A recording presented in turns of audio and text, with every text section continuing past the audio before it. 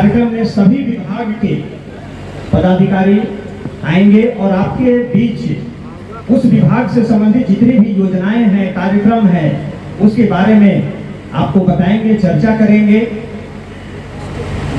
सबसे पहले मैं अनुरोध करूंगा इस जिले में उप विकास आयुक्त महोदय से, जिन्हें विकास के जितने भी कार्यक्रम हैं, सभी कार्यक्रम का सर के निर्देशन में संपन्न होता है, चाहे वो मनरेगा हो, आवास योजना हो, कई जल जीवन हरियाली हो, कई कार्यक्रम हैं जो पूरे विकास के कार्य को सर देखते हैं। तो सबसे पहले हम अनुरोध करेंगे, आदर के साथ अनुरोध करेंगे उप विकास आयुक्त महोदय से कि सर वे आए और अपनी बातों को रखें। धन्यवाद वीडियो साहब।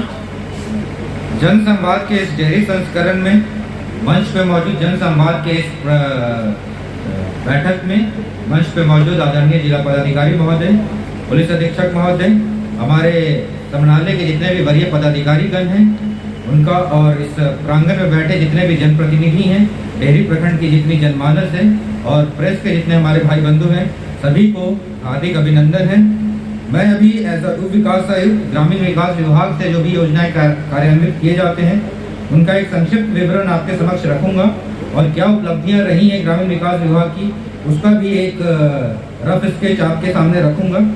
जो मुख्य योजना जो ग्रामीण विकास विभाग से हम लोग रन करते हैं उसमें प्रमुखता से आवास योजना है, जिसके लाभुक हर पंचायत और हर वार्ड में आपको मिल जाएंगे। उसका एक अव्यय है मुख्यमंत्री ग्रामीण आवास योजना। 1 जनवरी 1996 के पूर्व विभिन्न आवास योजनाओं के तहत गरीबी रेखा से नीचे जीवन बसर करने वाले ग्रामीण परिवारों के क्लस्टर में आवास का निर्माण का आवंटित किया गया था, लेकिन ऐसे आवास अधिकांशतः जीर्ण अवस्था में है, रहने लायक नहीं रहे हैं और क्लस्टर में आवास लाभ प्राप्त रहने के कारण इनको अब फर्दर आवास योजना का लाभ नहीं दिया जा सकता है। अतः ऐसे अनुसूचित जाति, जनजाति एवं अत्यंत पिछड़े वर्ग के परिवारों को जिनके आवास जीर्णशीर्ण हो गए हैं तथा रहने लायक नहीं रहे हैं, इन लाभुकों को आवास उपलब्ध कराने हेतु मुख्यमंत्री ग्रामीण आवास योजना की शुरुआत वर्ष 2018 में कराई गई है। वर्ष 2020 में मुख्यमंत्री ग्रामीण आवास योजना के अंतर्गत राज्य के सभी वर्ग के आवास विहीन परिवारों को शामिल किया गया, जिनका नाम प्रधानमंत्री आवास योजना ग्रामीण के अस्थायी प्रतीक्षा सूची में नहीं रहता है, उनको भी हम लोग इनसे आच्छादित करते हैं। मुख्यमंत्री ग्रामीण आवास योजना ग्रामीण विकास विभाग बिहार सरकार द्वारा संचालित किया जाता है। इसके अंतर्गत भी लाभार्थियों को प्रधानमंत्री आवास योजना ग्रामीण के समतुल्य राशि 1,30,000 रुपए की राशि देय होती है, जिसे हम लोग 3 किस्त में 45,000 के प्रथम, द्वितीय एवं तृतीय किस्त 40,000 रुपए में देते हैं। इसके अलावा बिहार सरकार के द्वारा मुख्यमंत्री ग्रामीण आवास सहायता योजना भी लाई गई है। 1/4/2010 के पूर्व विभिन्न आवास योजनाओं के तहत गरीबी रेखा से नीचे बसर करने वाले ग्रामीण परिवारों को इंदिरा आवास एवं अन्य आवास योजनाओं के अंतर्गत आवास स्वीकृत किया गया था।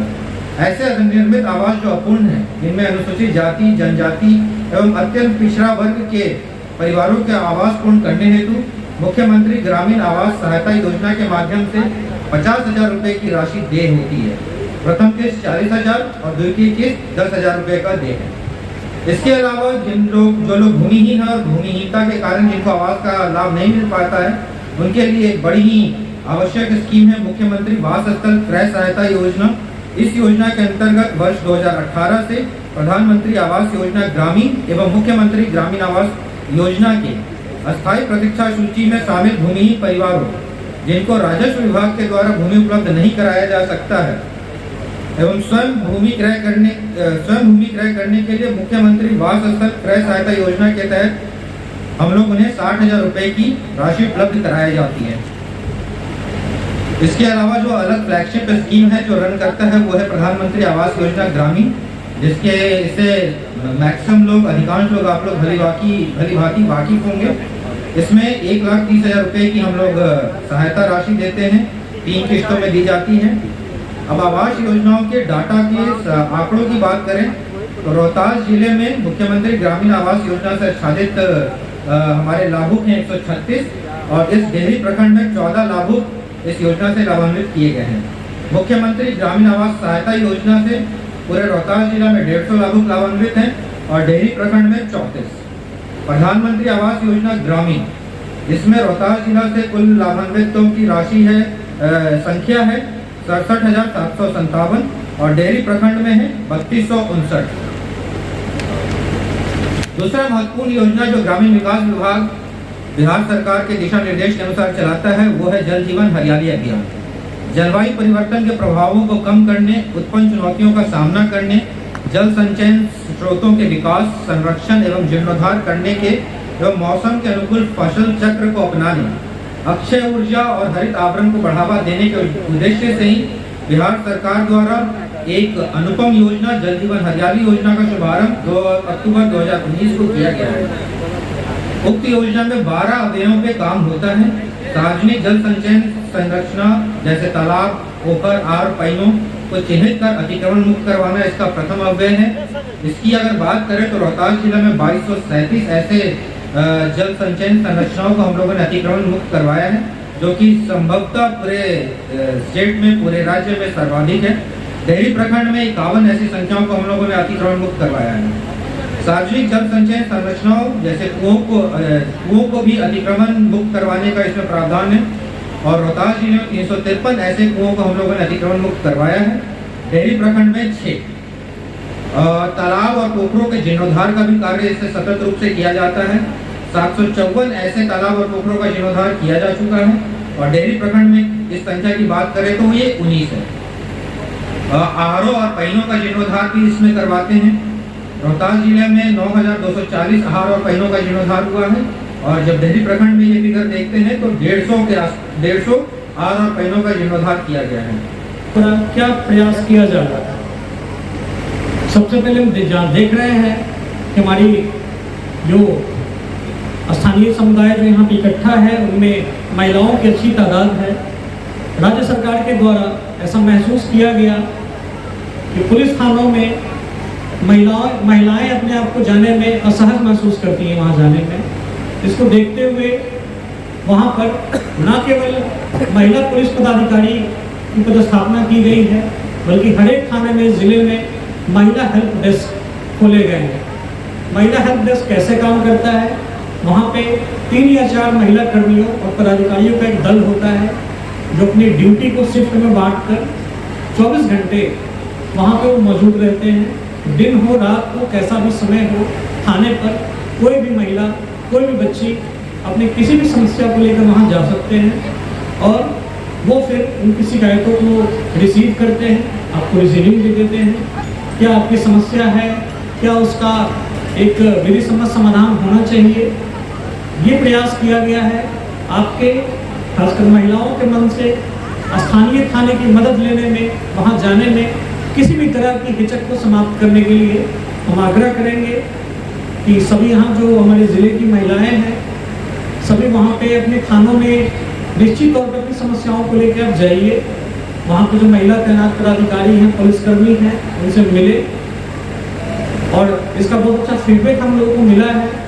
महिलाएं अब खुल के जा पा रही हैं, अपनी समस्याओं को रख पा रही हैं और काफ़ी सहजता महसूस करती हैं थानों पे जाने में। दूसरा जो प्रयास राज्य सरकार के द्वारा किया गया है, आप लोगों ने देखा भी होगा सड़क पे इमरजेंसी व्हीकल को, आपातकालीन गाड़ियाँ डायल 112 लिखा होता है गाड़ियों पे। वर्तमान में सासाराम अनुमंडल में 3 गाड़ियाँ हैं, डेहरी अनुमंडल में 2 गाड़ियाँ हैं और विक्रमगंज में 1 गाड़ी है अनुमंडल।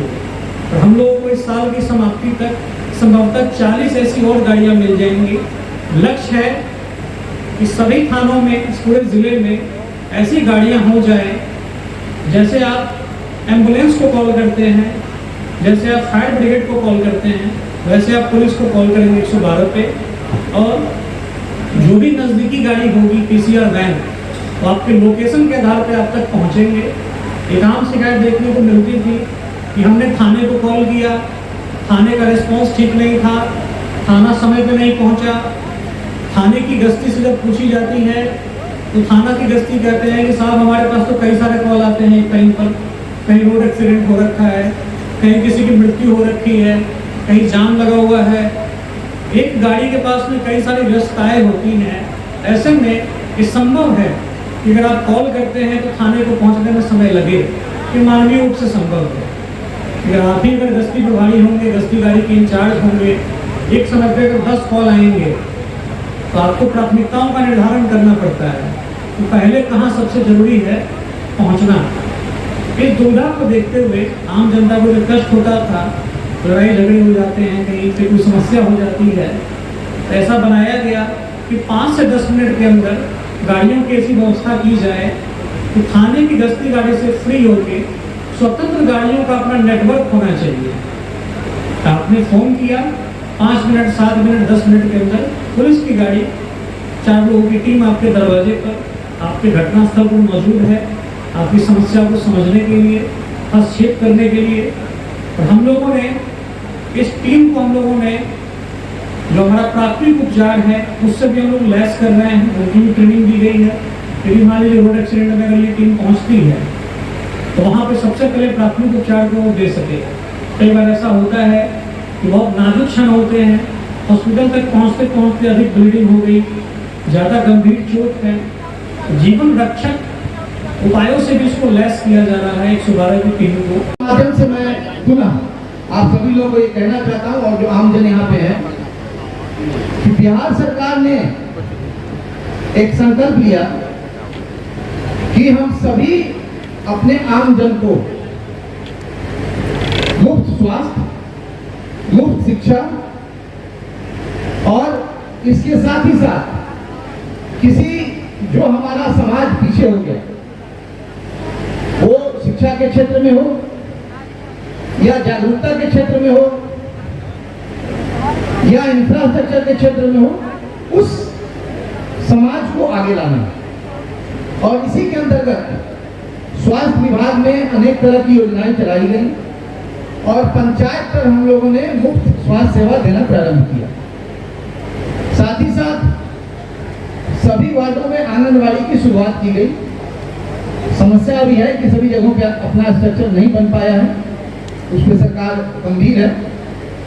इसके अलावा सभी पंचायतों में 10th तक मिनिमम 10वीं कक्षा तक स्कूल का निर्माण कराया गया। और विगत 3-4 महीनों से आप लोग देख रहे हैं कि आमूल परिवर्तन कराया जा रहा है शिक्षा विभाग में।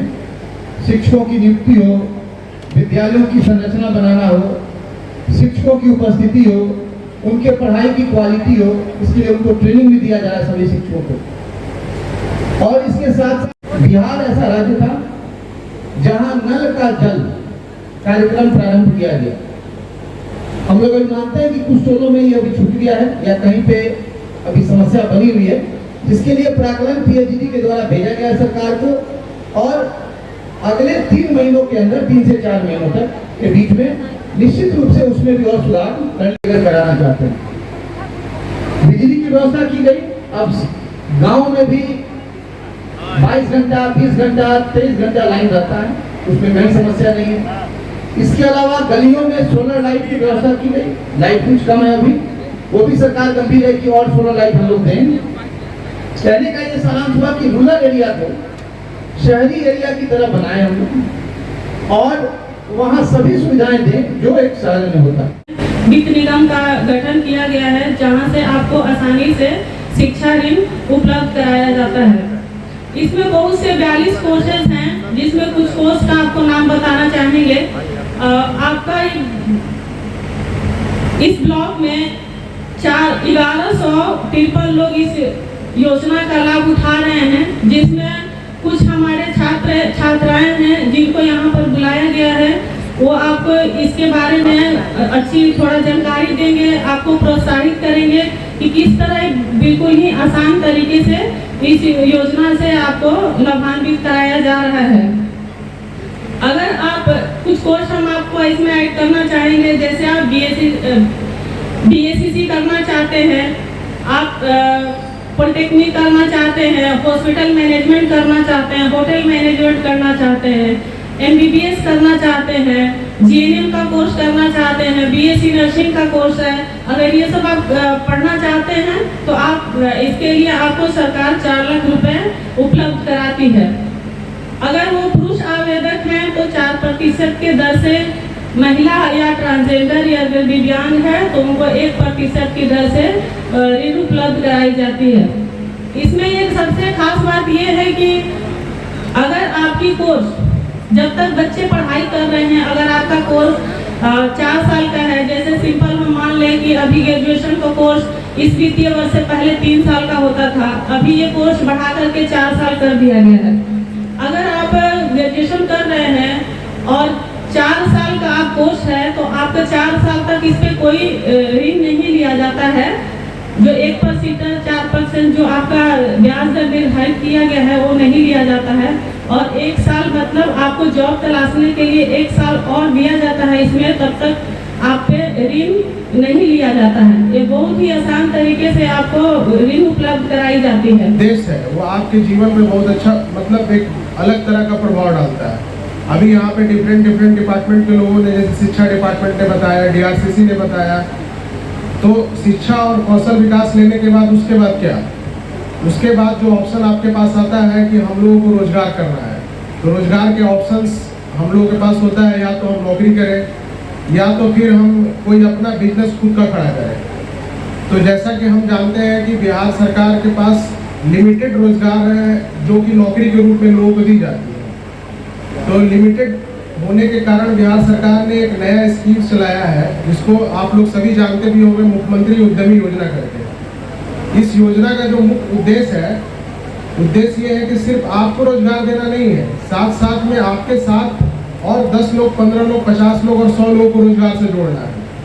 क्योंकि ये योजना जब शुरुआत की गई थी तो जैसा कि हर जगह हर प्लेटफॉर्म से बताया भी गया था कि लोग डिफरेंट तरह के जब काम करेंगे अपने गाँव में, तो सिर्फ जो आदमी वो काम करेगा सिर्फ उसको बेनिफिट नहीं होगा, उसके साथ साथ उसके आसपास के लोग, जो उस पर यूनिट में काम करने वाले, जो उसके इंडस्ट्री में काम करने वाले मजदूर वर्ग के होंगे या कोई स्किल्ड वर्कर होंगे, तो उनको भी नौकरी पर रखने से उनको भी एक रोजगार का नया एरिया खुलता है।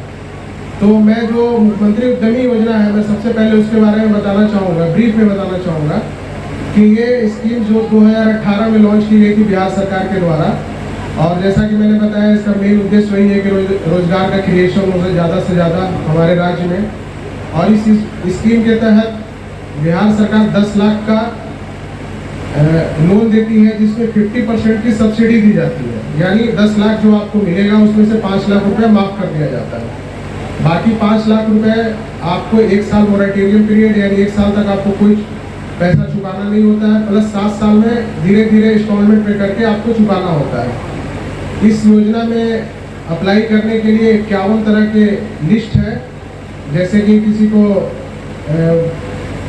दाल मिल पे काम करना है, किसी को गेट ग्रिल का काम करना है, किसी को आटा चक्की पे काम करना है, इस तरह की योजनाएं इसमें है।